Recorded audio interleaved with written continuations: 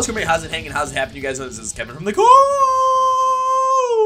Progression Podcast. Everybody, it is Tuesday. It is the 24th of May.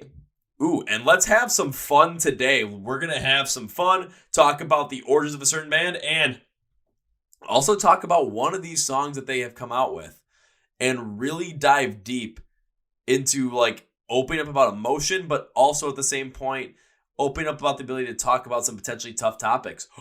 What could it be? Before we get started, though, I want to thank our sponsors. First, we have Phoenix Fitness. Yes, we are almost into summer.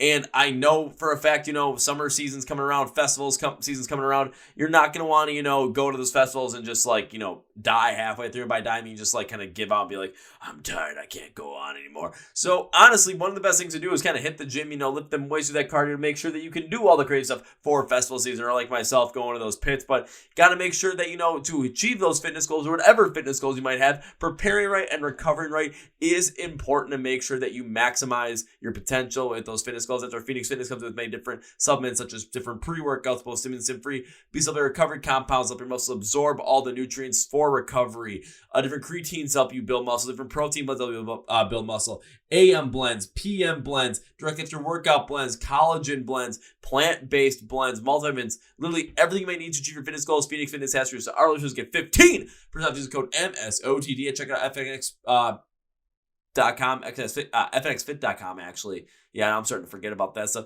Link in the description of the podcast, though, with the promo code. Our other sponsor is Custom Debuts. So what does Custom Debuts do? Well, they make these custom music posters that just for you, because you want to be the coolest one with your own custom music poster. Yeah, that's what they do. So you give them a band name. I'm going to go with Caskets.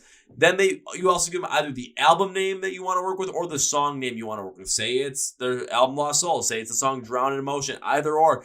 You give that to them and they will create a custom poster for you based off of that song, based off of that album, based off of the artwork, based off the track listing, based off the lyrics, whatever it might be.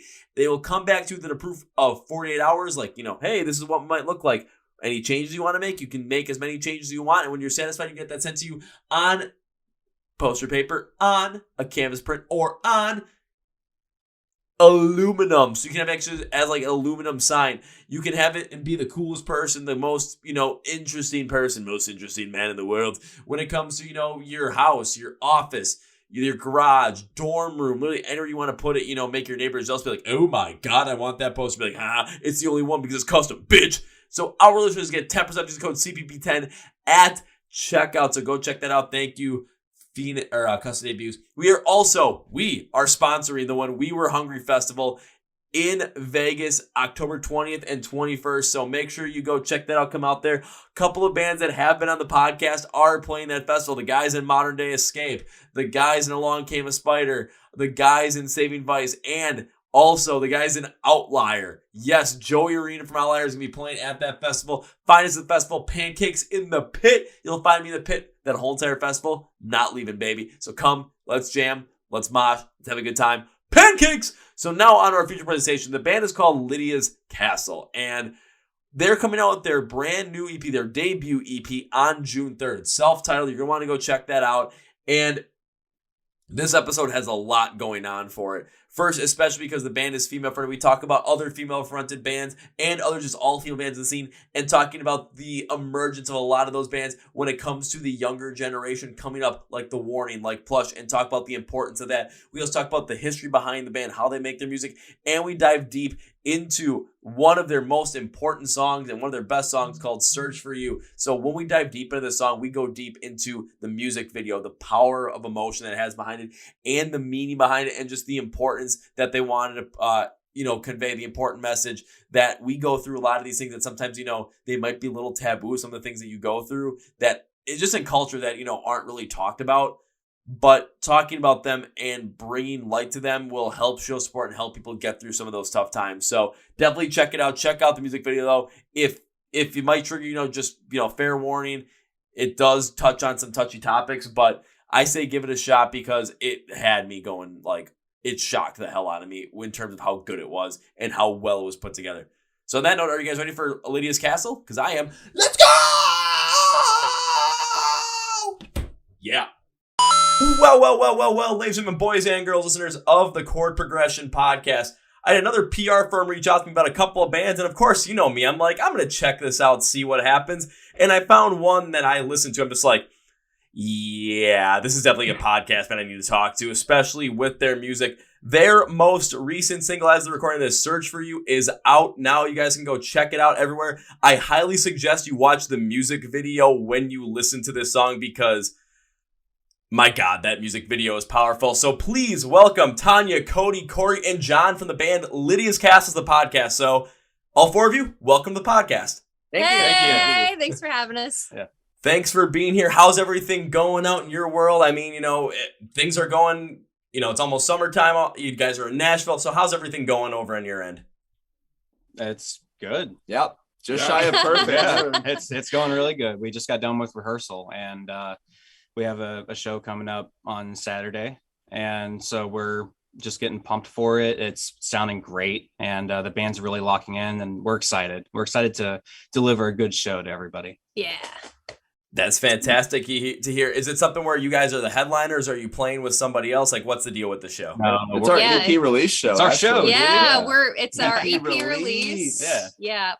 So we're releasing the hard physical copies of the EPs this Saturday before the digital version drops on June 3rd. So it's our EP release. We're headlining it here in Nashville, Tennessee. Well, now I got to talk about this because, you got a new EP coming out on, what you said, June 3rd. I want to make sure I got that right. Because if I mess it up, it's bad. And what's the name of it so that, everyone, even though they're going to see at the bottom of the video, it's going to be just like blatantly right there throughout the whole entire thing. I just want to make sure they hear it from you guys. It's called Lydia's Castle. Yeah, we just self-titled it. Yep. Self-titled our first one. The self-titled EP. Well, if I'm not going to lie, if everyone out there is listening, you're going to want to take a listen to it when it comes out. You're just going to want to get to know this band, especially after listening to their music and seeing like some of the people that, it's on the list that they've performed with in the past, bands like If I Die First. And of course, another friend of the podcast that I saw they perform with Diamante. I'm just like, yeah, you're definitely going to want to check out this band, especially if you like Diamante and you like a little bit more of that like hard rock, alt metal style to the backing, this is the band you're going to want to listen to. Yeah, thanks, man. We absolutely loved playing with them. They're great friends of ours. We definitely play shows with them again. And she's somebody that I've looked up to as a female vocalist. So, playing with somebody that is like your idol was just really kind of surreal. So that's pretty cool. Ooh, so looking up to her, it's like, what was that moment like when all of a sudden, you found out you guys were going to play with Diamante on a show and then actually being there? Because I still have yet to actually see Diamante live, so I'm kind of missing out right now, but I will remedy that by the end of the month, so make sure that takes care of it. But I kind of want to get a little preview of it too, because if you're fans of Diamante, I'm just like, okay, I got to listen to this. Like, I got to get jazzed up for this at the same time, Yeah, the first song that I ever heard of hers was Ghost Myself. And playing with her was really cool because, there's not a lot of female vocalists that are out there, especially that are doing rock and, making good rock as well. So playing with her, she was super sweet. Her band was really nice. But seeing her on stage and then meeting her as a person, it's just really cool when you meet your heroes and they live up to your expectations. You know what I mean? Oh, I absolutely do know what you mean, because especially after doing this podcast, being able to meet a good number of the bands that I've had on here, it's always kind of cool just to see what that camaraderie is like, see what that interaction is like. And most of the time, it's basically just like kind of one of these weird reunion kind of feels where everyone's just happy to see each other and just the genuineness that everyone kind of puts back and forth. So I can totally understand where you're coming from there. And it's just kind of cool to hear that as well. Plus, going back on that as well, one thing especially starting to see on the end of like with rock and metal with some of these bands that are really starting to come up and really emerge and kind of take that next leap into being the next big bands in the genre for the next like 5 to 10 years. There's a good amount of those bands that are female fronted that are really starting to take the reins and really push the envelope forward to find more of that parity between not only female fronted bands, but sometimes all female bands as well. Oh yeah, the all female bands are awesome. My new favorite one that I recently just came across is called The Warning. Oh, they're so good. They're so good. So good. I want to say that they're from Mexico. And then the other one that I really like, who just got off tour with Hailstorm and Evanescence, I think they're on tour with Seven Dust right now, is Plush. They're another one, all females, just a bunch of young kids. And it's cool to see that it's like young females that are doing it because they're going to be the future of rock. You know what I mean? So it's been really cool. Those are just some of my recent finds that I love. Yeah. Well, I have to agree with you on that, because I actually have had the warning on the podcast before, and just like the genuineness that was going back and forth between like all three of them. It was something where the energy was there, but it's also fantastic along with Plush as well, where you're seeing that younger generation really start to take hold of it and start to take charge of it. And like with the warning as well, I mean, they're on their own headlining tour right now, but then they're going to be going on tour with Hailstorm and the Pretty Reckless, and then they're going to be going all, like, they're just constantly touring right now, which is fantastic because it gives more of these, not only, just normal rock, like every other rock fan that's out there, rock and metal fan, a chance to see the next wave, but also inspire people within that generation, the next generation of people that are going to be rock and metal fans. All of a sudden, they're going to attach onto these bands that they really connect with, like The Warning, like Plush, like Lydia's Castle, rather soon. I'm not going to lie. It's going to happen. Trust me on that. So they're going to connect with those bands like that and really start to get into it. And you're going to start to see this new emergence. I think this is going to happen within the next 1 to 2 years, a new emergence of all of a sudden a lot more of these bands popping up that are rock and metal with younger generation, anywhere between like teenagers, maybe up to early, mid, late 20s, that are either all female based or just female fronted, whichever one it is, however the band is constructed, that are really going to start to take a lot more of a hold in the rock and metal scene. I'm ready for it, man. I think that I think it's like the future is women, and I think it's like really cool and inspiring to see just so many women coming forward and moving into those roles that have been so male dominant. And also you have to remember, like, this is still a very new territory for, females of rock. And then you're inspiring, again, all those little kids that are also like females, and the crowd that are watching you and looking up to you. And that's important. I think that, I definitely think that like you said, in the next year or two, you're going to see a lot more female fronted bands coming forward, and I'm here for it. I'm ready. Oh yeah. Oh yeah, and I think another thing you're going to see too is with those female-fronted bands like really coming through, but also a good amount of those female-fronted bands are all female bands that are going to be like headlining tours. It's not going to be seen as something as like, othering it as, oh, this is like an all-female fronted thing or this is an all-female thing. No, it's just going to be like some like using The Warning, for example. It's like, oh, hey, The Warning's going out and having another headlining tour with Plush and Lydia's Castle on there. And the sole purpose to go out to that show is because it's just great music. Yeah. And you can connect with it. And there's no othering it besides the fact that it is just great music that you're gonna want to go see. You're gonna want to go be a part of that show, and you're gonna want to experience that because of the genuineness that's behind it. Yeah, absolutely. Agreed.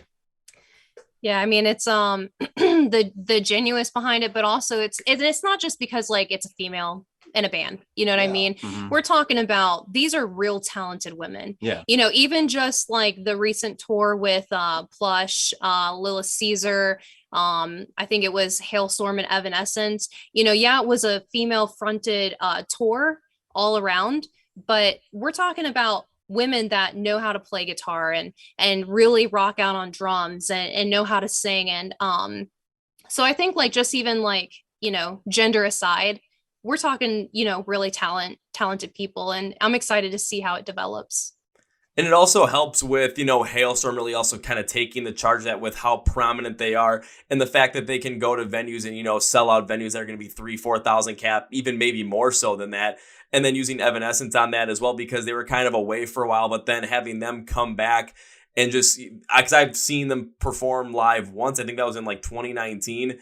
And it was just like, in July, venue had no AC. It was hot and humid outside, so it was just terrible in there. And the opening band, the lead singer got sick that day, so they dropped off the show, and it was just Evanescence. And even Amy Lee just kind of came out and said, she's like, I know it's hot. I know the opening band didn't come out here, unfortunately, because their lead singer was sick, but we're going to do our best just to put it out there and just do our best to make the best show possible. And for 2 hours in like the heat and the humidity, yeah. It was insane. I played this venue out in Tucson that had no AC in the middle of, can we swear on here? Oh, absolutely you can. All right, yeah, in the middle of the fucking desert. They have these giant industrial fans on both sides of the doorway, and even with those, it was just insanely hot. Mm-hmm. And we're playing maybe like a 90-minute set. It was with a country artist. But and we maybe had 200 people in this building, and that was miserable enough. I couldn't imagine Evanescence playing a big stage, fucking hot as shit, with a whole room full of people. Yeah, that's awesome, and commendments to them for like just giving it their all, despite the discomfort. Because even when you got like bright incandescent cans in an air conditioned room, it can kind of suck. Yeah, now imagine that in like a ballroom setting with 3,500 people in the crowd. Fuck. But I mean, from that moment, I was never that big of an Evanescence fan, but after watching that show, I was like, I mean, I still don't fully connect with their music, but the amount of respect I have for like the band and for Amy Lee after watching that is just like, it went from like where it was all of a sudden it's like do do do do do do do do. It just grew. Yeah. Badass to the bone. Yeah, no, it's cool when you see bands that are like, you go through like the AC going out, or like it rains, or like, didn't you like see a show where like it rained? Chevelle and Middle Class Rut. And then they came back, like they still played it. No, so long story short, I was in Rolla, Missouri for a frat party, and it was St. Patty's Day weekend. And, oh boy. Woof. Yeah. But this story's good. Anyway, there was a free concert because there's a college there. My friends were going to school there. And I guess they were just throwing a free concert in a parking lot. And it was Chevelle, it was Middle Class Rut, and Janus, Jannus, I think I remember, or just one N. I can't remember, but it's just one N, I believe. Huh? It's just one N, I believe. One. Okay, Janus. Okay. Anyway, all three were good bands, and we were sitting there, and Middle Class Rut got on, and it just started pouring down rain and lightning. And they played one song, got off the stage for like 15 minutes to let the rain go by, and they would get on, literally play one more song, it would start pouring and lightning, and they would get off. And they came back on after 10 or 15 minutes, and I just left. I love Chevelle and I love Middle Class Rut, but I was just getting soaked, and I was drunk too. So I was like, that didn't help. Is this the same show where there were like birds pooping on their gear? No, it's a different show. There's nothing worse than being drunk and wet. Like, yeah, it sucks. Yeah, it sucks. I mean, cool. I'll say the only thing that's worse than being drunk and wet is being drunk and wet and while like wanting to watch one of your favorite bands on stage, and it's like coming on, coming off, coming on, coming off. Just the frustration around there. There's good cover of the stage and they can play the show, and you can still enjoy the show and get wet. That's one thing. But if the band's just like stepping off, I was like, come on. They're like, wait, there's more. Apparently not. It's like we understand what's going on here, but it doesn't, quell our frustration, especially if, we're about 6-7 beers deep, or we're half a bottle of tequila in at this point. Like,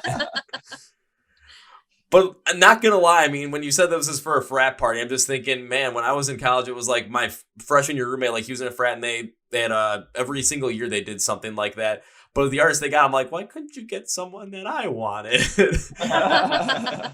Yeah. It was a lot of hip hop artists, and that's just not my thing. But so it's like, I get it. But at the same point, I'm like, we just got lucky that weekend because I had no idea that they were playing, and someone in the frat said, "Hey, Chevelle's playing," and I was like, "Okay, cool." I've always wanted to go see them. But yeah, that's Rolla especially. They're what's it called? I can tell you're from the Midwest because you just said Rolla. It's Raleigh. It's Rolla. No, Rolla.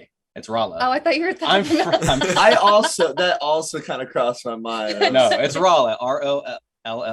Look it up on the map. So talking about a whole different place here, as you were. Yeah, GPS. It doesn't matter. The story's dumb, but it was a fun time.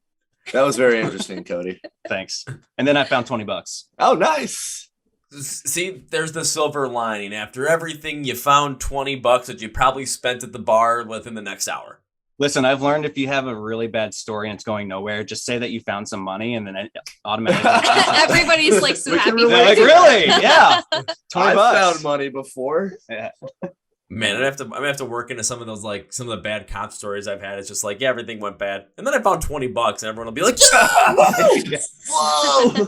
Word. Like, look at how that are completely turned. So, want to jump into a little bit more about Lydia's Castle. So, I mean, trying to find as much as I could about the band. I mean, I was signed that you guys were releasing stuff in 2022. I didn't really find that much deeper in there. So, I kind of want to know, how did this whole entire thing become a thing? How did this whole entire band form? And a little bit of the history behind it as well, because, well, I'm curious about this stuff. Plus, I also like history too. Kind of have a weird mind for that, where I'm just like, I remember some random history facts. It's like all of a sudden I'll be on another podcast. I remember some random history fact that you guys put in here about Lydia's Castle on like a different one. If I'm talking to like Diamante and like, oh yeah, Lydia's Castle talked about something like that. Right. Yeah. Well, I guess it all started with the pandemic. So Tanya and I were husband and wife, and everything was shut down. I mean, like, we had nothing better to do. And we were like, you want to write some songs? And, we had never written songs together. We've been together for 9 years.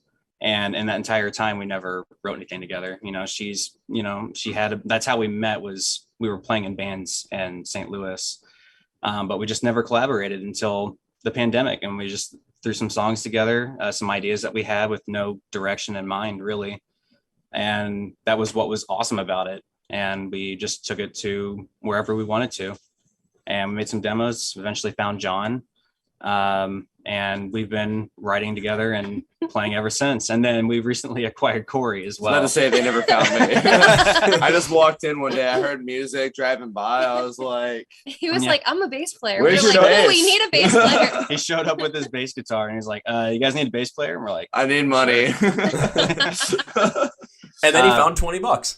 Yeah. $20. No, I kind of came into the fold, just, hanging out on the scene, playing on Lower Broadway, meeting people, shaking hands, doing everything I can, just making friends. And eventually the friends I had were friends they had. And I was going to say, we like met at a party. Yeah. It was another bass player in town, Logan Hatcher. It was his birthday party. Was it his birthday? Yeah. And we were just like all there, hanging out, doing hanging out stuff. And, we got to talking, became a little chummy. And then I keep seeing on my feed, Lydia's Castle, looking for bass player.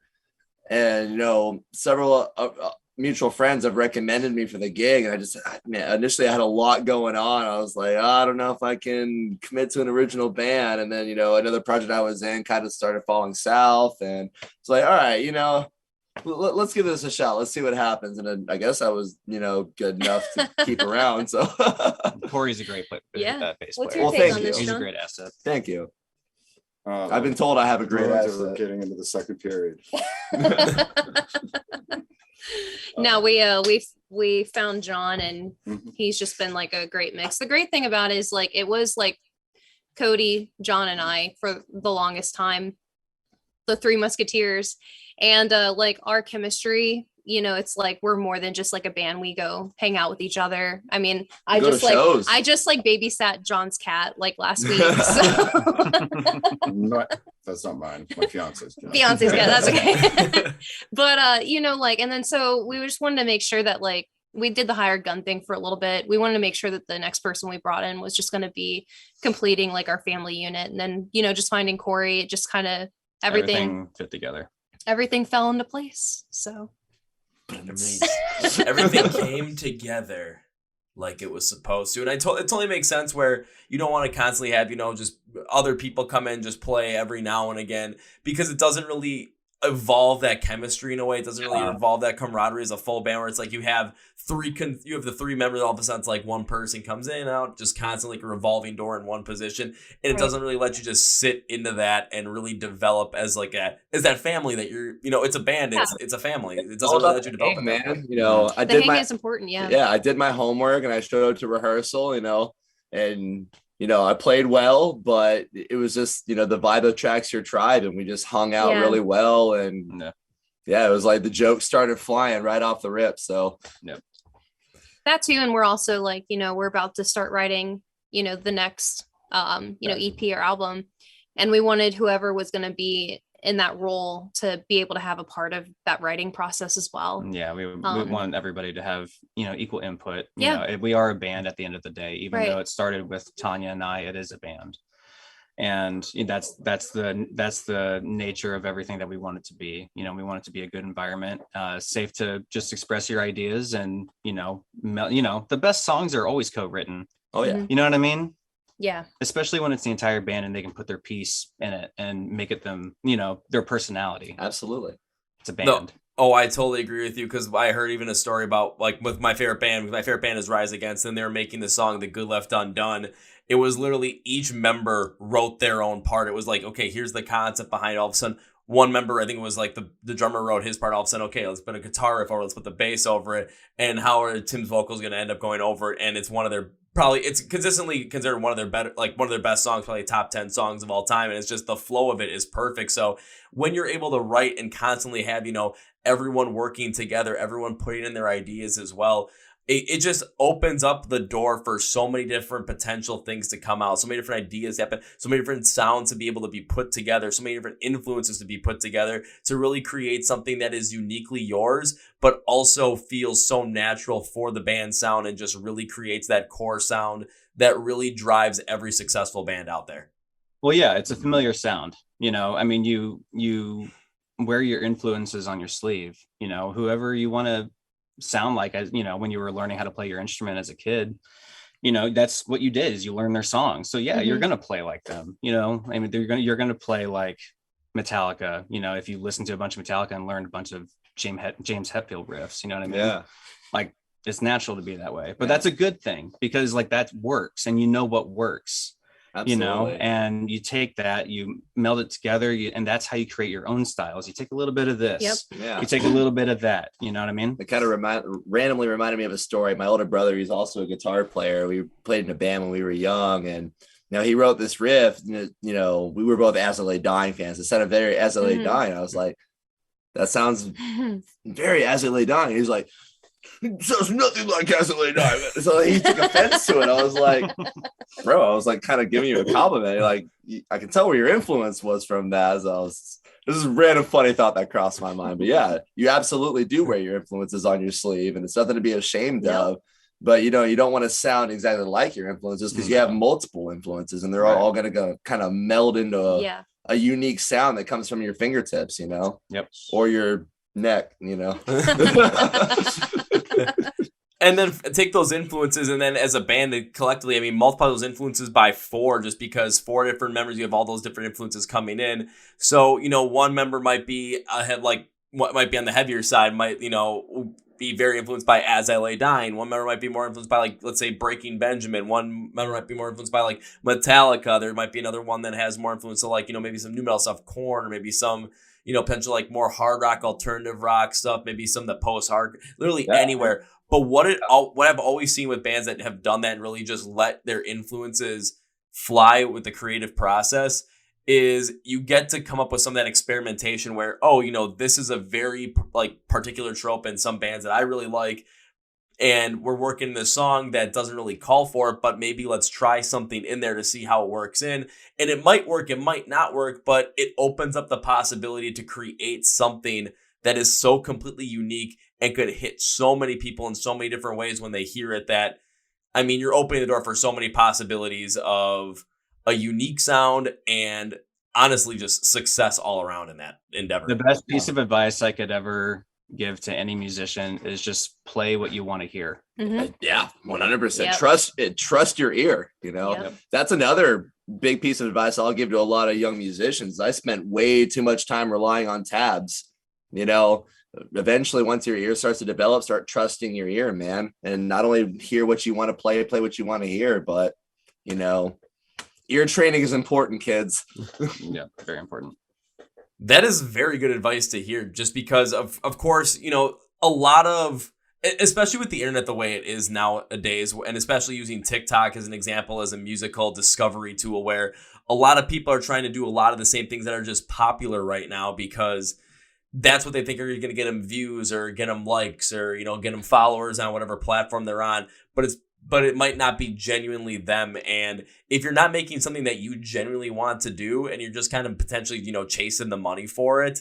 I mean, this goes not only to music, but literally to anything in life. If you're kind of just chasing after something that doesn't really align with your happiness or what you want to do in life, you're going to end up going through life and you're going to end up looking back and have regrets because you didn't go after what you wanted to do. You're going to have constant feelings of, potential misery or even depressive thoughts come through. And I can speak from experience on that as well. So I kind of have an idea of exactly where you're coming from in that realm, in a completely different stance. But when it comes to musician, absolutely make the music that you want to make the music that you want to hear, because that's going to be the thing that comes out the strongest. That's going to be the thing that you're going to be the most happy with.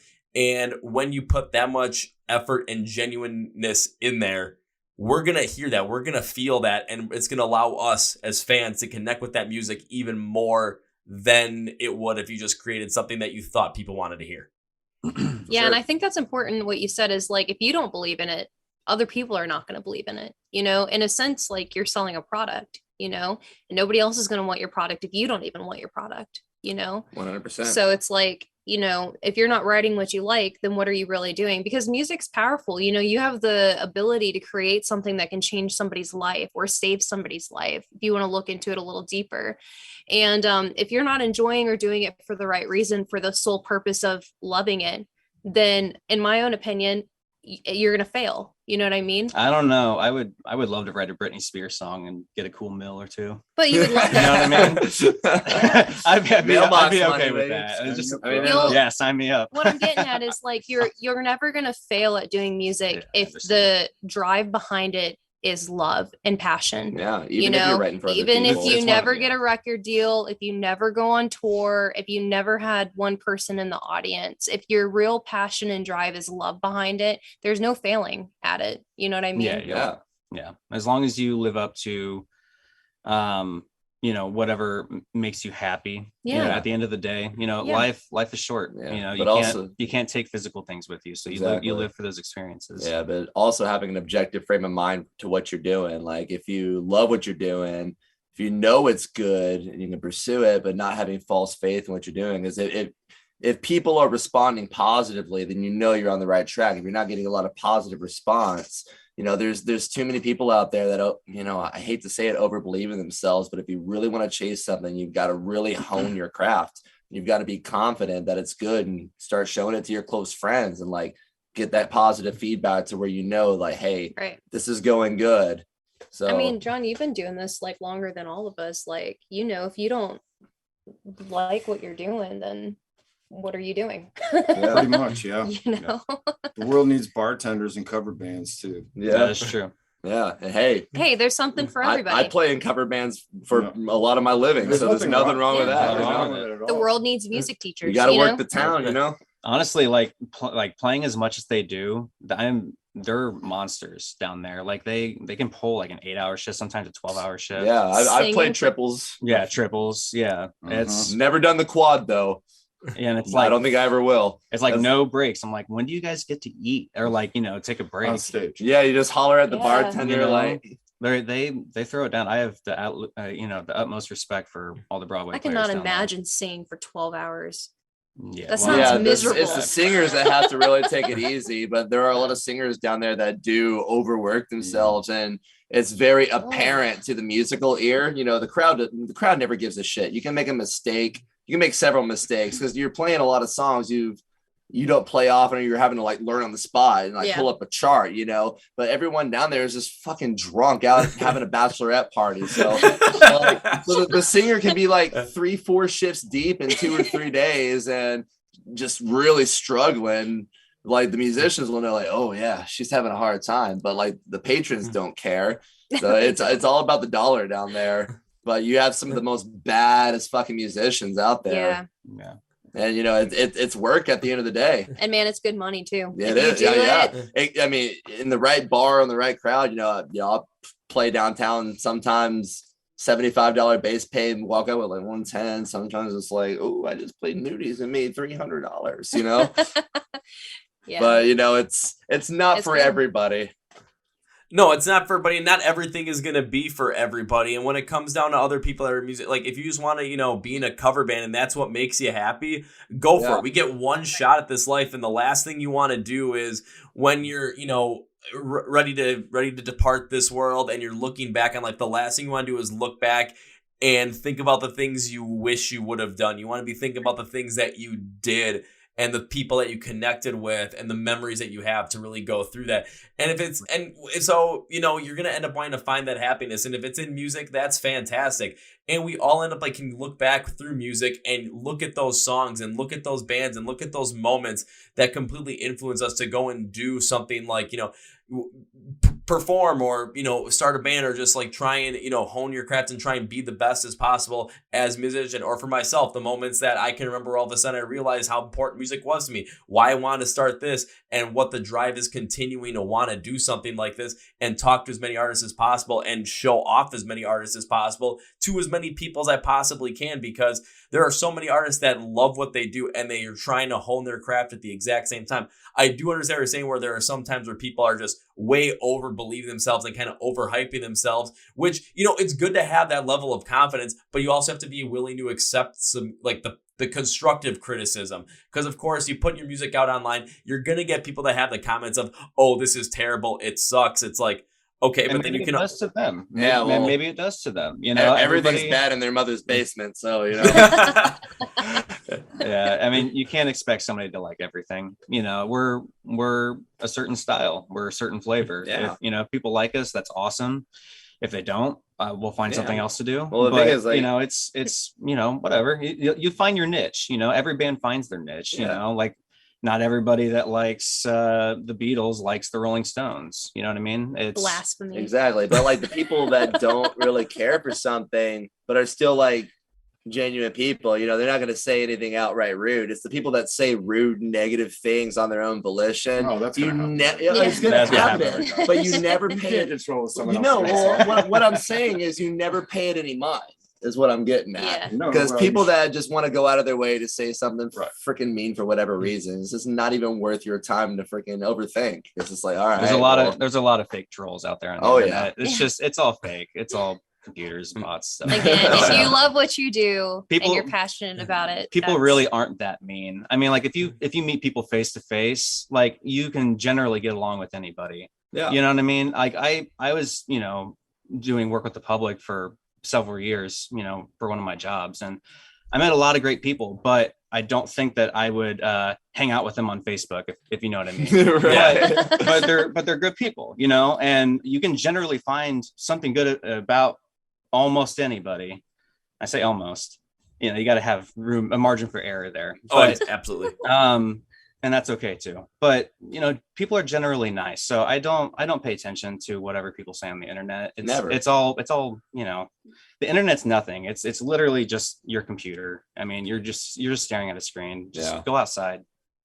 I think that feedback's important though, whether it's Yeah. good, whether it's negative. You know, you mentioned constructive criticism, and you know, that's kind of how you grow, is hearing other people's sides and opinions and learning to listen and, you know, to always create an opinion of your own, but, you know, to be able to look at somebody else's viewpoint and to be able to maybe learn or grow from that, you know. And I know for me, like going into the studio to record this EP, you know, I got a lot of constructive criticism from the producer that we use, Jack C. Daniels. And, you know, a lot of it like was just being pushed, you know, to just be the best that I can be. And it was like incredibly hard. But, you know, I look back at the product that we made, and it was because he had that constructive criticism that really helped us develop a really great product. Yeah, he's a good captain of the ship. He knows Absolutely. He knows the right way to steer. He pushed all of us. Like we went in there and We went there with songs, and, you know, naturally in the studio things, you know, change. But what's good Right. about Jack is that he's really quick with ideas, and you know, and when especially you're paying for your time in the studio, any idea is a good idea to try out at least, you know. And we did, and we came up with this, and it sounds great. You know, he just helped push our songs from that 80% to the 100%. absolutely. You know what I mean? Yeah, because if you have the freedom to try things out, why wouldn't you give it a shot? Because you never know what might happen. If it doesn't work out, then you know it didn't work out. But if it does work out, you never know where that might go even further. And on the side of constructive criticism and just kind of pushing you as well in the studio, that's something that someone who truly cares about, you know, truly cares about the band, truly cares about the music, truly cares about the product that's going to be put out there and wants to see the best possible for you. Because there was another band I had in the podcast, band called Outlier, and they were talking to me, and I had their producer on who was Justin DeBleek, former guitarist for Ice Nine Kills, and they were telling me a story about kind of in the studio trying to produce some of these tracks, trying to produce the vocals and constantly having to rework it because listening to it's like, well, do I believe what you're saying? Do I believe what you're trying, like the message you're trying to convey? Do I believe the emotion in your voice? Do you believe it? And it's not, trying to push you down or anything, but it's trying to, push you forward so that you put out exactly what you want to put out there. You convey the message the way you want it to. You put out the emotion the way you want it to. You want to tell that story the way you want it to. So when people hear it, they're able to take the emotion that they're feeling and hearing in that song, put it within themselves, and then relate other aspects of their life to that emotion and connect with the song so that they connect with the band. And all of a sudden now you have a fan for life at that moment because you created such a positive, powerful connection all based off of that emotion. Yeah. And I think that that's true because, there's a lot of pressure in the industry to be a certain person or to look a certain way or just, write lyrics about a certain something. And I think it's easy when you start having people push you in that kind of direction, you lose sight of yourself, where if you're not being true to yourself and you're not writing like lyrics that, for me, like if I'm not like writing lyrics that I believe in or I'm passionate about, nobody else is going to be passionate about it. They're not going to feel it either.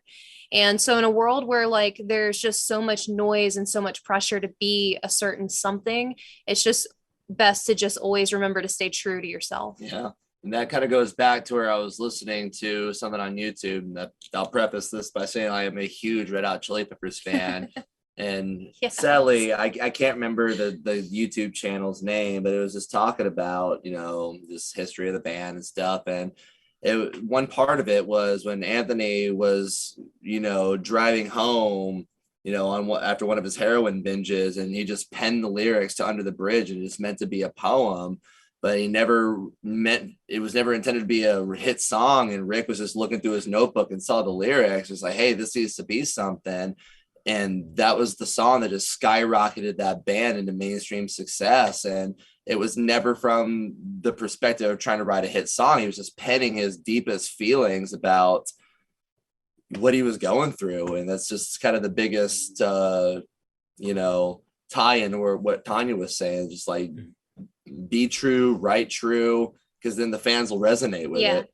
And not to go off on a tangent, but do you know how many times I hear that of like people who have certain things in their phone that they either think is trash or garbage, but it ends up being the hit, right? Like we have friends in Cavo who put out the song Champagne like in early 2000, and the song sat in their lead singer's phone for months before he showed the band it, and it ended up being the song that broke them. And I remember like even with us, like with Cody, like he had the one of the guitar riffs for Phoenix in his phone since like 2015, 16. And we were sitting on the couch one night, just shifting through his phone, looking for something to write. And I said, why have I never heard this? We have to write to this like now. And so, it's just incredible that, to us, we might think that something's garbage, but it ends up being like the thing that takes you off. Very easy to overthink. And as any sort of creative, you're always your own worst critic. So that's where, going back to what I was saying, any positive feedback you hear on a creative idea, run with it, Right. Yeah. I don't know, I guess I don't know, man. I just it's really cool to be able to write something that people naturally and resonate with. Some of the riffs are just kind of dumb exercises that I came up with, and I just want to do something different, and it just naturally falls into something like that. I think sometimes that's the best way, is just start on your path and see where you end up. That's why it's important to have jam sessions with yourself, and to just be able to have time with you and your instrument, or your wife and your instrument, or a loop pedal. But oh, go ahead. I'm sorry if I cut you off. Oh, no. It's just cool to see the songs come to life the way they have. And just, again, seeing like kind of something like that happen. And I have heard a good amount of stories like that as well, where, people just kind of go through their phones and all of a sudden there's something that they wrote in there, or some kind of like, riff, or just anything that's in there. Because I've heard other artists talk about this too. It's like if they get an idea, like all of a sudden they get an idea for, a riff, or they get an idea for a certain set of lyrics they want to put into a song. And because they're feeling it that way, they will write it down, or they will try and put some kind of recording behind it.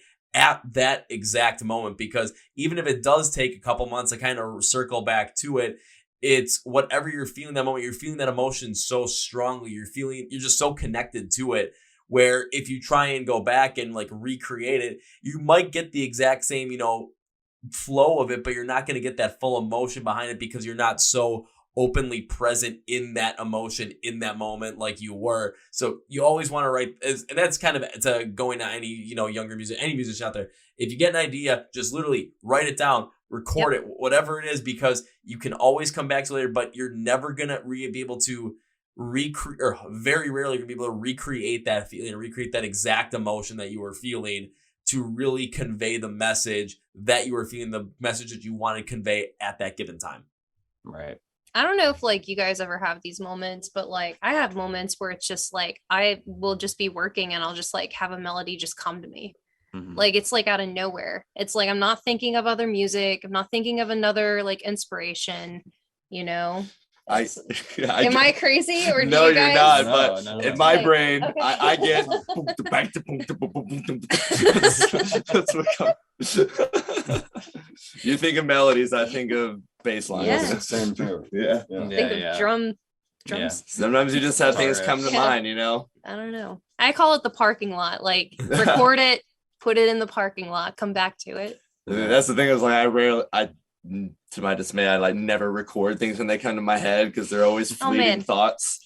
Yeah. Cody's phone is full of like Oh yeah, I'll mouth some riffs sometimes. So if somebody ever finds my phone and goes through all my recordings, they're just going to hear a bunch of mouth riffs. And I'm glad this is being recorded. Basically, if someone ever goes to your phone, they're gonna wonder if you're trying to do your best Jonathan Davis impersonation, if you're trying to be like Jack Black and start the Half next the time Tenacious it's D. You need to be institutionalized. half the time it sounds like I'm beatboxing. Yeah. But that's just, again, it's just showing that, if you get an idea for something, you're putting it down there. And like what happened with Phoenix, all of a sudden you had a riff in your phone since 2015. All of a sudden you listen to it. It's like, okay, it was sitting there for a long time. It was sitting in the parking lot for a long time. But now it's time to get those keys out and take that car for a ride and see what the hell happens, because you never know what might happen unless you try. I just never used it. Change the oil and gas. Yeah. Oh, back in the days when gas was below $4 a gallon. Don't make me Memories. cry on camera. Yeah. No, but then we have other songs too, like What Comes Around, and that was a song that hasn't been released yet, but that song started with John. It started with a drum groove, and then Cody started laying down some guitar riffs, and then of course vocals. But then we've had times where like Search for You started with a vocal melody, and then it developed with a guitar riff and then drums. And one of the singles, Falling Into Place, that started backwards. So each one, like the great thing about being in a band with everybody being as talented as they are, is there's no like one way of writing. Like we know that Corey could bring a bass riff and we could write around it, or like Cody a guitar riff, or even, we've seen John with his, drum grooves. And so it's been really fun just being in a band with everybody that kind of holds their own, Oh, absolutely. And I do want to jump back to something that Cody said. We're kind of right at the beginning of this, where when it came to, the pandemic and the two of you writing songs together just to kind of get an idea of it. I think that one of the main reasons why I've been seeing a lot of great music kind of come out of the pandemic, a lot of great music happening, and a lot of it coming from independent bands and seeing bands go more independent, is because there's just a certain freedom of just being able to write. You're not on any timetable. There's no it's not like, okay, we have to have this out by this time, no matter what. It gives you the freedom to mess around. It gives you the freedom to play around with it, understand the emotion behind whatever you're writing, and really go forward with it and make it the best possible, and really make it the way that you want to make it, so that you absolutely believe in it. It doesn't have to have this rush feel to it, because like when you listen to the songs you put out there, and I'm going to go to Search for You specifically on this one, it feels so naturally flowing through every bit of it, where if potentially all of a sudden what happens if, we have to have this out by this exact time because maybe a certain record company wants it out by that certain time. It might not have that exact flow to it because it didn't naturally evolve like that. And then it could come out with something where all of a sudden you listen, it's like, well, we don't really fully believe it based on it having to be rushed. And then kind of falls flat in the end. But no, it's being able to write these things, especially like you guys start out with during the pandemic, and having all the time to just let these things happen naturally, let these things evolve and come out with all the songs you really want to come out with and have them sound the way that you want to have them sound. It's something that's just creating a lot better quality music that I've seen, especially over the last couple of years. It's like trying to force love, you know? Yeah, it doesn't work. Yeah. I mean, they say that like with the pandemic, it kind of forced everybody like 5 or 10 years into advance, you know, with like even technology and etc. But, I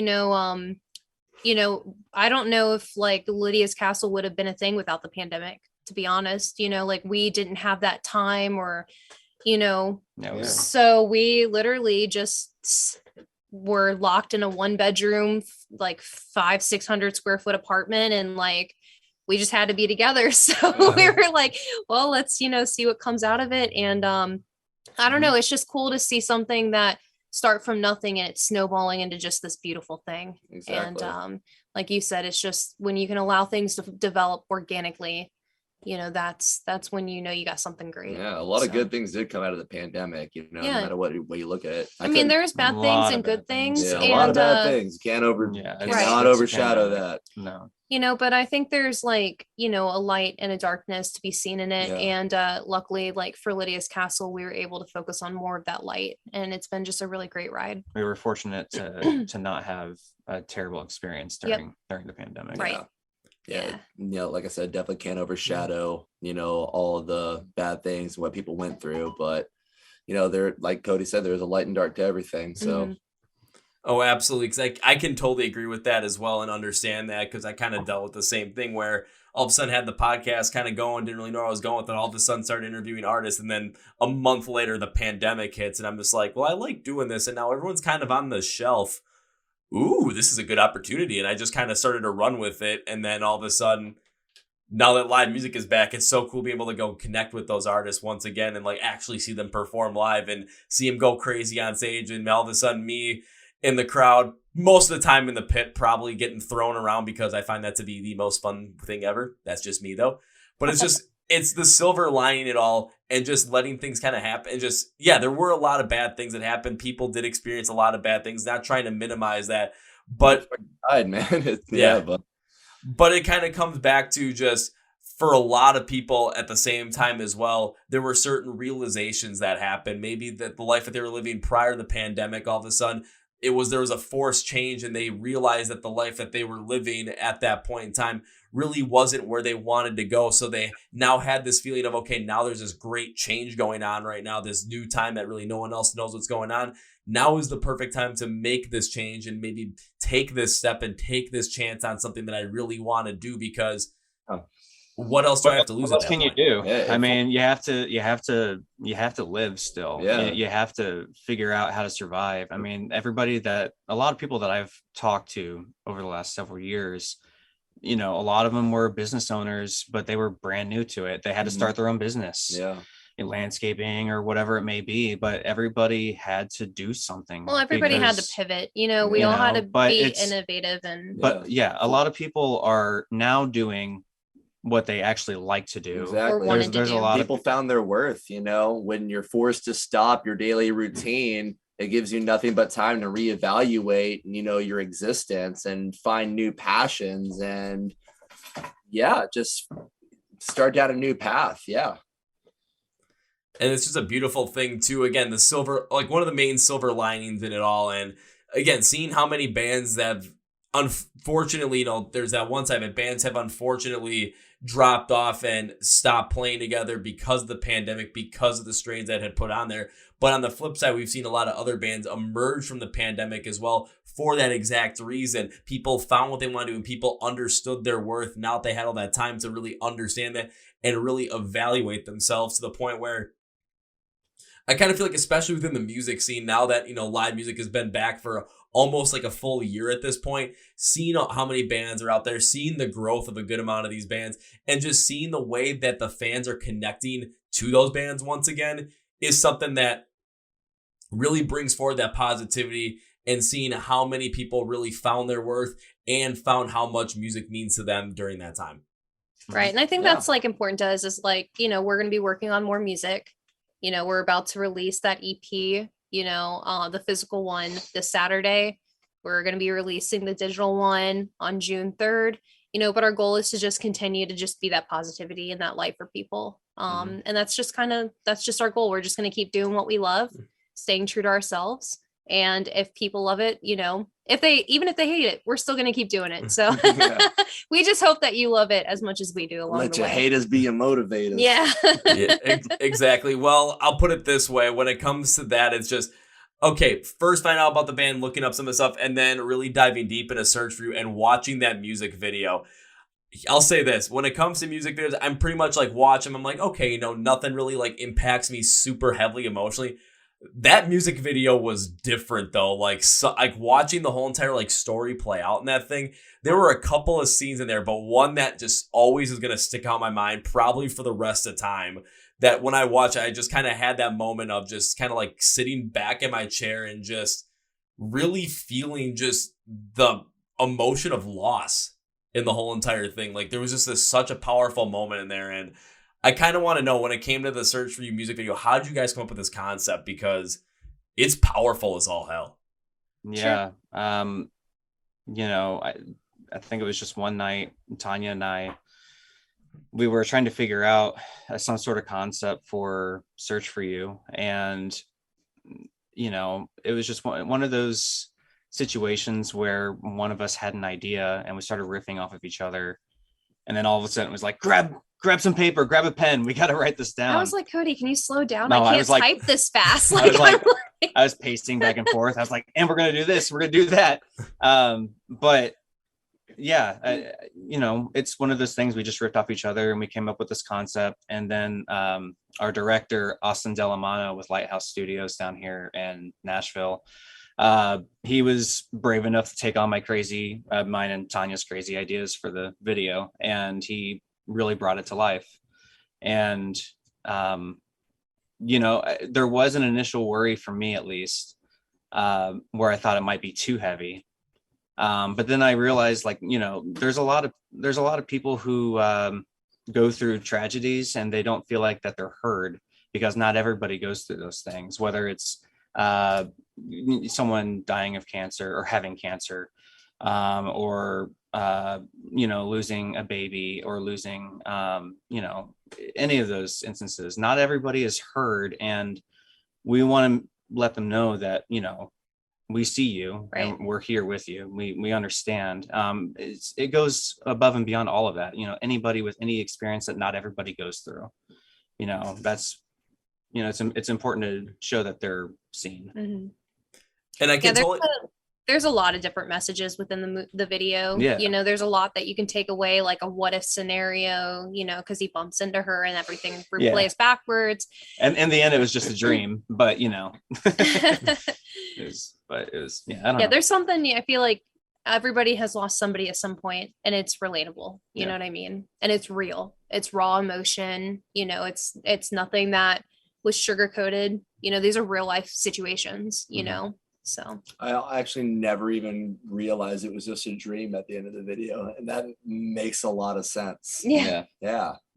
It was just like a big what if love story. At the end of the day, it was about love. It's a love story. It's a love story, but it's also just it's their story. You know, he ends up bumping into you at the end of the video. Well, I bump into him. Oh, yeah. You cock blocked him. I cock blocked him. That's actually what happened. That's the running joke. Yeah, it was a big old cock block at the end. So he just, you know, she disappeared. The emotional toll of the music video ends with a cock block. The end.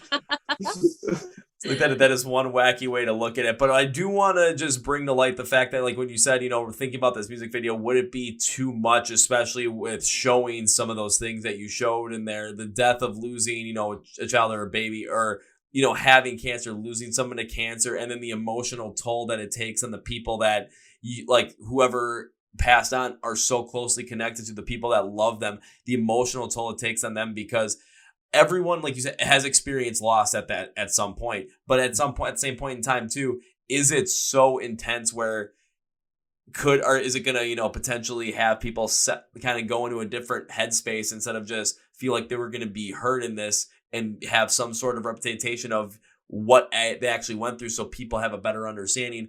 Or is it a lot to the same point where, does it trigger a couple of different things and people kind of really connect with it in a different way? That was part of my fear. And that's why I was wondering if it was going to be too heavy. And maybe it is. And I really hope that people aren't, you don't have to watch it. Like you really don't. Because we're sensitive to that. It's fun. You don't want to, you don't want to have a bad time listening to our music. You know what I mean? But I think it could go the other way, where it's like, there's a lot of women who struggle with, miscarriages or stillborns or, pregnancy losses, where they don't feel like they connect or they're heard or they're seen. And, for somebody to be vocally telling the story, you know what I mean? It's something that you don't see a lot. And so maybe people, if they were to see it more or talk about it more, it wouldn't be a taboo topic where people would feel uncomfortable. And instead, we could be there for each other to lift each other up. So I think it's kind of like breaking the ice for conversations, for people to feel like they can connect and be heard through those hard times. And women and men, because it's both. Oh, absolutely. Because even though, a woman carries a child and she's the one that's pregnant with it, so there's that different type of connection there, but it takes two people to make a baby at the same point in time as well. So there is also going to be that. But that was the part of the video. That was the thing that just completely got me in a different way. It was, going through the video, all of a sudden there's the part where they come home and the man's carrying the baby carrier, but it just has the stuffed animal in there. Mm-hmm. And then the woman just kind of falls on her knees, starts breaking down crying. But it was just the fact that she was holding that little tiny urn. That was the thing that just kind of like pushed me back, and it was just kind of had me just stunned for a little bit. But the reason was because the powerful message that was being shown in there was how deeply connected this couple was to this child that they hadn't even met yet, but it was something that they created. They're going to bring this child into the world. And for the people that have had to go through something like that have struggled with, for different fertility issues, whatever it might be, it sheds a light on that topic of how emotionally impactful something like that is, how it affects the people that are involved with it, how it affects the people that, the mother and father of that situation, how it affects, if you even think about it, how it affects their families as well, who are expecting to have another person come in and be a part of this great thing that we call family. On top of that, it just sheds more light to the fact that people go through this stuff, and it is emotionally heavy, but there's a lot of times we don't necessarily hear about it or even talk about it.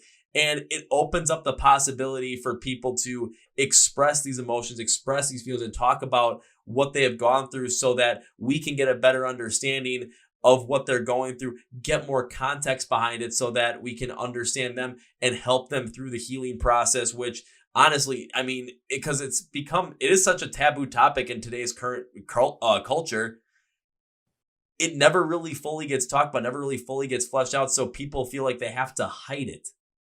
Yeah. And I think that's the worst thing, is like feeling like you have to hide it makes you feel like you're invisible. Yep. And I don't think that, I know for us, like, we never want anybody to feel like that. And, the more you talk about it, it's kind of like the opiate pandemic, years and years and years ago. If you like struggled with an addiction, they would strap you up to a medical bed and do procedures on you. It was something that like you weren't even able to talk about. And then once we broke that stigma and more people talked about it, we're able to be there for each other. And I just know so many women in my life who have, gone through the loss of a child and have tried to talk about it to their friends, but they've lost friends. They've lost people who they thought they could lean on, but because that person didn't know how to relate to them, instead they were shut out. So, these are real life things, as much as we want to think that we all live in this perfect world and none of these bad things can happen, there are a small percentage of women who do go through that. And I think like you said, sharing that light, talking about it, it's only going to do some good in the world. Yeah, it can maybe be a trigger for some people, but I think ultimately, again, if you're being true to yourself and true to your story and your message, I think that that's that's the most important thing. And all we were doing was with that is just sharing, a real message. And even to add a little more to that, because you brought up the whole entire thing of opioids as well, think about so many other things that have been, in the past that have been taboo, but now are more talked about. Things with anything around addiction, different, potential mental health issues, different, any kind of issue that kind of comes up that was very taboo to talk about. All of a sudden, now that it's being more talked about and now that it's being more understood, we're having these types of conversations. We're understanding a little bit more where people are coming from, what they experience. We're able to deploy that compassion to them so that we can connect with them, even though we haven't gone through something like that. And it allows people to really feel connected and build up on the connection between a one person, a family, friends, whoever it might be. So with something like this that a lot of people might go through and is very emotionally taxing, traumatizing, and if you feel like you can't talk about it, then it's just gonna potentially like hold on inside you, and going through something like that, you might not be able to fully process it. The more that it's brought up, like something like this, because I thought in this video, the way that it was brought up, again, it's something that I haven't really talked about all that much with many people, or really anybody for that matter. But seeing it presented in the video the way it was, just the way that it hit emotionally, it wasn't the focus on the act of like and what had happened of losing that child, but it was the emotion behind it. You could just see how devastating it was to those people. And I mean, it just hits in such a different way where you can actually see where that emotion's coming from, how heavy it weighed on them, and how emotionally taxing and traumatizing something like that was. So we get a better way to understand a little bit more of it. We get a little more context behind it. So we can connect with other people that have gone through that and show them compassion, show them love, and show them support when they need it the most. Exactly. Yep. That's you're like hitting the nail like right on the head. Yeah. And I'll say it again, this all literally comes from I was going through that song a good amount today, just trying to get my full understanding of it. But that was constantly the thing that I kept coming back to in the video, was that exact moment, just because it was just something drawn to it. It was just something that, it hit on that perfectly. It hit on that emotion. It just connected with, myself, who, again, when it comes to that very specific thing, really has no relation to it, or really no relative, experience to it. But now seeing that the way it was presented, I've got a little bit more of an understanding behind it. So if it gets brought up, I can have a little bit of idea to deploy compassion, deploy empathy, show that love and show that support to people that need it the most. Yeah. And that's what it's about, is like, we're just educating people, and the more you talk to people, the more you listen to other people, the more that you can help other people in the future. John's like, I play Take drums. me out of that equation. I play drums. John's like, I play drums. Yep. Well, I'm educating people through my lyrics. So. And again, it's all about music. That's pretty much what it is. It's just connecting that emotion. And especially on that song, the emotion was very, very well connected, in my opinion. And honestly, because I'm just taking a look at my notes right now that I have on the song, there's like 3 pages of notes here. I wasn't going to not like short out on this song. Just the way that it kind of opens up to, just from that intro, because it's just, there's more of the certain flow to it before the full instrumentals come in. And Tanya, your vocals also kind of build up in that a little bit as well, kind of more in the back end, and all of a sudden get a little bit more powerful towards that transition. Yeah. It's just the way that it's done. We are connecting so much to this more, style of just really opening up to this more emotional side of things, and just really getting into that mindset, just the way everything flows together. So even going into the song, you're already put into that emotional, mindset even before the first verse has even hit. It's just really beautiful to know that you can write something that can allow people to feel, you know what I mean? And I think that's what our goal was to write something that, we've all, like I said, we've all had a loss of some sort. And I think just being able to write something and pour your heart into it, and then so to hear your feedback, which, thank you, that's exactly what we were trying to convey. And so, that you felt that way. I mean, that's what we were aiming for. Oh, absolutely. So, and even on top of that too, just as the, instrumentally, as the song kind of goes on, just kind of hearing the verses, it's just kind of, most time it's kind of like the sound is a little bit more dropped back in a way, just not as very dynamic, but it also lets your vocals shine at the same point to really set the scene for that tone. It also allows that when you get to the pre-chorus, all of a sudden the drums start really building that up a little bit more for that transition into the chorus. It builds up that grander understanding of that emotion, the grander presentation of that emotion, and allows for that fully to become fleshed out. And even sometimes hearing some of your vocals as well, where, they had this certain flow to them, but all of a sudden there were points in time where all of a sudden it was like, it felt like there was a little bit more of this like emotional pain that was coming out of them at a little bit of points in time, where it's just a little bit more just kind of brash in a way, but still incredibly congruent with everything that was going on in the song. So it felt incredibly natural to listen to this thing, but understanding the emotion where all of a sudden sometimes, trying to express some of these emotions, or trying to talk about some of these things, if we're trying to convey this to somebody else or trying to express this, sometimes, we get frustrated trying to express stuff because we're not necessarily sure how to express it ourselves. So sometimes, and even our vocals, we get a little bit brash, we get a little bit short with people just from that kind of frustration. And hearing a little bit of that brashness come out of your voice as some of the ends of some of these parts just really conveys that message and really gives more of an understanding to talking about some of these, emotional topics that are honestly hard to talk about. Right. And I think that Search for You video aside, when you think about like the different waves of grief, there's many different waves of it. I think as you go through the song, you just have somebody literally just screaming out like, I'll search for you in another life, and it's just, to me, like, I just imagine like somebody on their knees, just like screaming at the sky, and so vocally it needed to convey that, and I just think, again, just to have something that other people can feel, it's important to just write and believe in what you're writing. You know what I mean? And I'm just really happy. This was the one song out of all of the songs that we wrote that I just really wanted to make sure we got right, so that it was conveyed correctly. And, I just love how the song came out. There's not a single thing about it that I would change at all in the whole song. It is my favorite song. Yeah. And for me, after listening, I wouldn't change a thing about it either. Just the way that it's, the way it's presented, the way everything flows together, the way everything builds up to that point in time, even with the bridge going into that final chorus as well, just the way that it builds up from that softer spot and kind of just builds up back again with kind of some of the drums kind of picking up once again, the instrumentals picking up once again, and then hear your vocals really come through that powerful sense, just again, having that feeling of, you're struggling with some, and you're just trying to express some sort of anything anyway, and you're on your knees in the pouring rain just screaming out, like, I'll search for you in another life, just kind of just letting all that emotion out there. That's what it feels like going from the bridge into that final chorus, and you don't want to miss out on any of that emotional transition from that point in time going to the final chorus. It was perfectly placed in there. Let me just put it that way. Thank you. Our producer, Jack Daniels, he did a great job. Like, we went in with a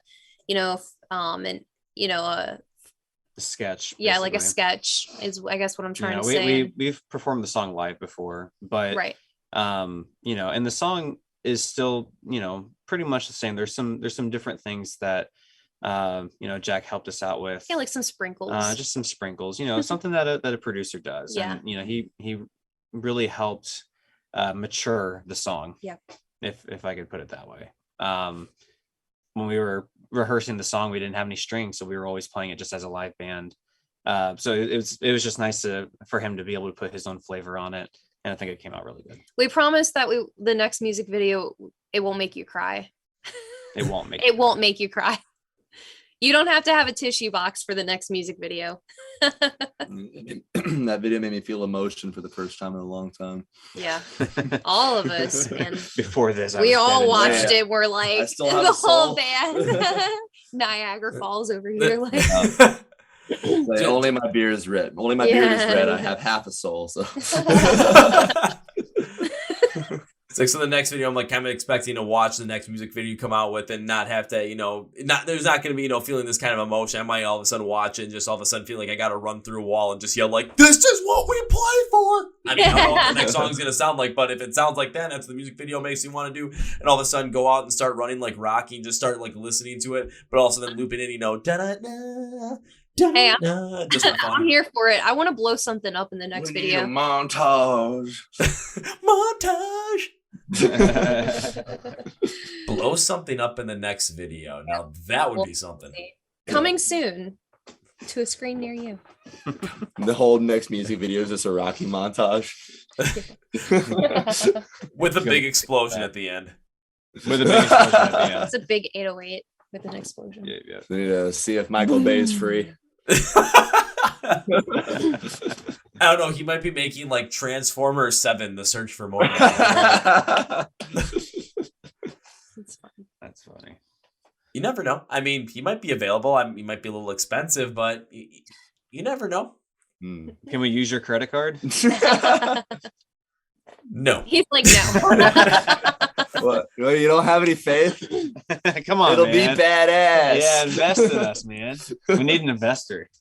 How about this? What if I just say that check's in the mail? Man, Go to USPS. we just pumped this guy. Is punk mean investing in the band? Well, I mean, I invested in a music festival already, so a band's the next step, I guess. Yeah. Yep. Good for you on the music festival. That's badass, man. Oh, thank you. It was just something I was like, okay, had the people that created it on. I'm just like, well, this looks like a fun thing. I love the vision behind it, and all of a sudden, I kind of want to be a part of it. So how can I invest in this, sponsor it? Let's go. And all of a sudden, now I did it. Great for you, man. Right That's on. cool. Good That's for you, dude. awesome. What festival, if I can ask? It's called When We Were Hungry. All right, Okay. I'll keep my eyes peeled for that. Basically, it is just a lot of one of the bands that like was around that era, like when the When We Were Young festival came out, that wasn't on the lineup, just kind of started making memes around not being picked on there. They were going to create their own festival, and they did. Awesome. No, I saw something about that. Who was that? Modern Day Escape. Yeah, Gotcha. I That's remember. I funny. remember seeing that. Yeah, oh, that's cool. Yeah, man. Yeah. So all of a sudden, next thing you know, all of a sudden, I'm gonna have to add like investing in a band, sponsoring a band at that point. Just kind of keep it rolling. So yeah, all of a sudden, literally by saying checks in the mail, it might happen. You never know. Hey, or if you need a band to play it, like. We'll stay in his good graces. Oh, I can always get you connected with the people that did it, and just kind of add the submission to it. See what happens. You never know. You never know. You never know. You never know. We want to play as many gigs as possible. The worst they say is no, right? Yeah. Or they could say fuck no. Or and throw something at you. Yeah. Yeah, there's that. I mean, I'll say, well, then if that's the case, then I will see you out in Vegas in October. So, Yay! well, here's what we'll do. We'll jam out. We'll have a great time, and then afterwards we'll go and basically have like one of those like moments where all of a sudden we wake up in the morning, not know what happens, and someone's going to be stuck on the roof, and it's going to be a whole entire like hangover thing with the mattress impaled on one of the Caesar's Palace statues. Yeah. That's a thing here. Yeah. I'm not surprised, honestly. Good times. Man, I haven't had a night like that in a long time. Like not since I was a teenager. Having one of those moments that you wake up and you're like, Wait, you drank before you were 21?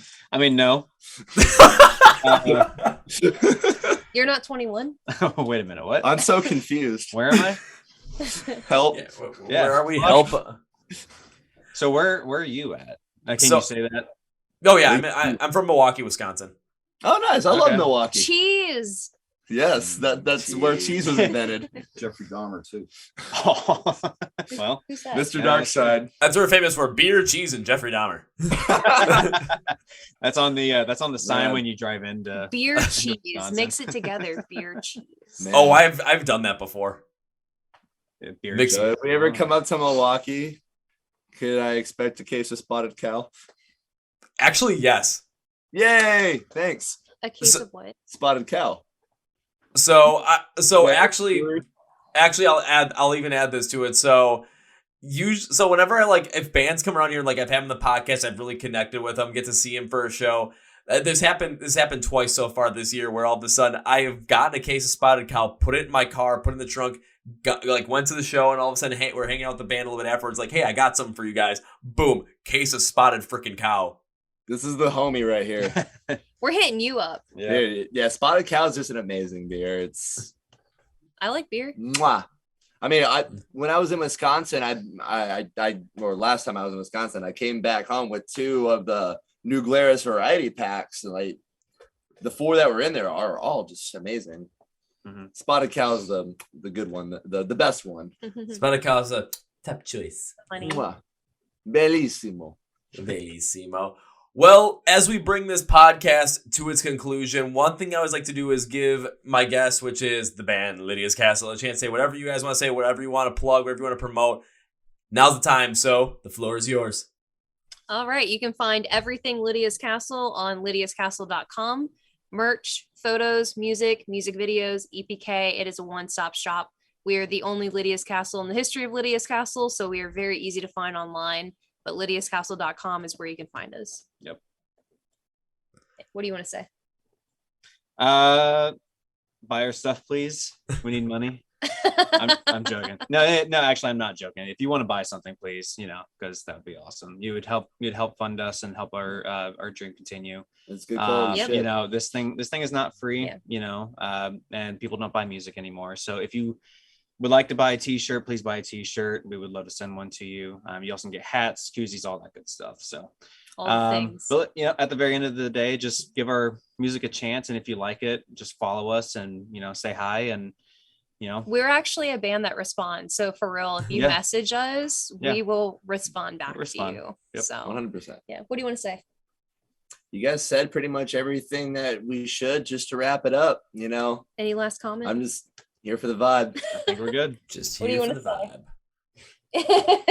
Well said. Well said. All right, now it's time for me to end this podcast with not 1, not 2, but 3 very specific things. So for everyone listening, everyone watching on YouTube, when it comes to finding Lydia's Castle online, they told you where to find them and where to connect with them. And yes, they're a band, like they said, that does respond to their stuff. So if you message them that, they're going to respond. Plus, they got their brand new EP coming out on June 3rd. You're not going to want to miss out on that. So you're going to want to find them all over the place. You want to find them online. You want to connect them to their socials, watch their videos. You're going to want to stream their stuff, download stuff, buy their stuff, buy the merch. You're going to want to get those koozies if you're drinking PBR, Miller Lite, Bud Light, Busch Light, or Spotted Cow, because who doesn't want a, Lydia's Castle koozie while drinking a Spotted Cow? So instead of having to, look all that stuff up yourself, because that can be a lot, not going to lie. Why don't you let me do all the work for you so you can just go to the description of the podcast, see where it says Find Lydia's Castle online. There will be labels for everything, links to take you to there so you can click on those links so you can, follow them on social media, watch music videos. You can stream their music, you can download it, buy it.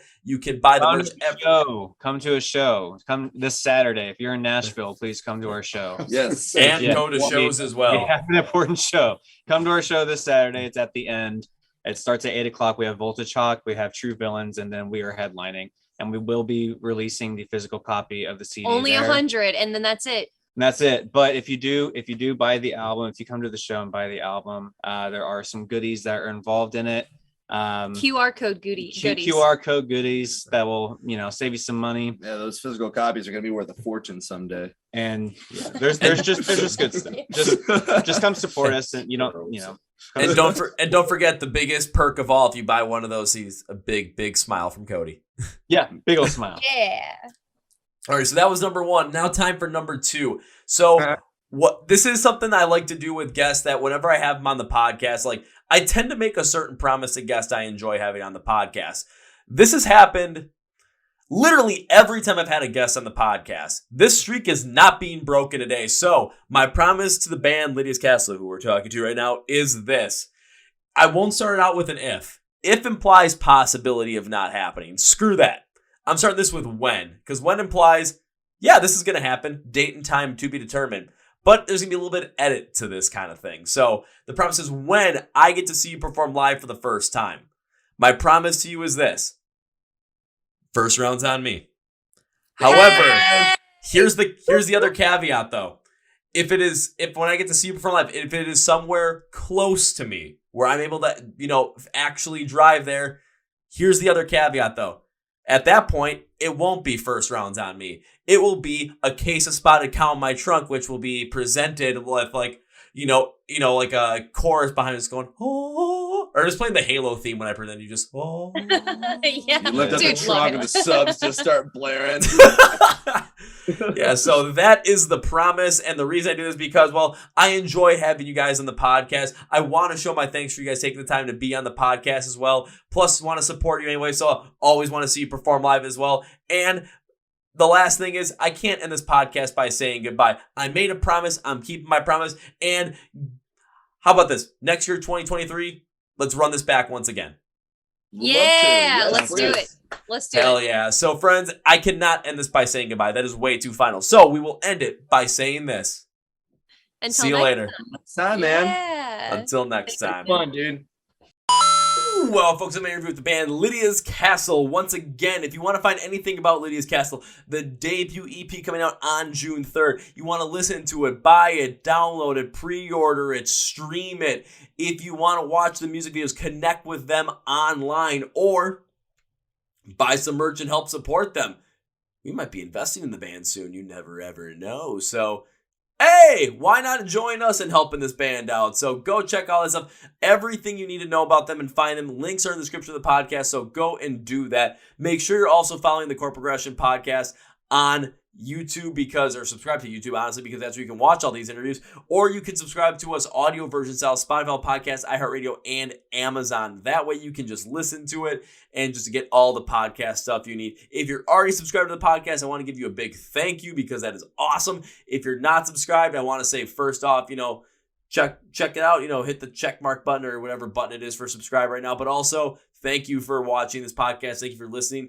If you're just here for this one and you don't want to, hit the subscribe button, I get it. I understand. I would ask you if you still do, but you know what? I totally understand. Also, be sure to follow us on social media, Facebook, Twitter, Instagram, and TikTok. So all of those are in the description of the podcast as well under, find us online, that kind of thing. Also, don't forget our sponsors, Phoenix Fitness, Custom Debuts, links and promo codes in the description of the podcast, along with the website for the When We Were Hungry Festival, because tickets are probably going to be on sale by this point. If not, they're going to be on sale very soon. You're not going to want to miss out on that. Therefore, check out Lydia's Castle. Check out the video for Search For You. It is powerful. Trust me on that.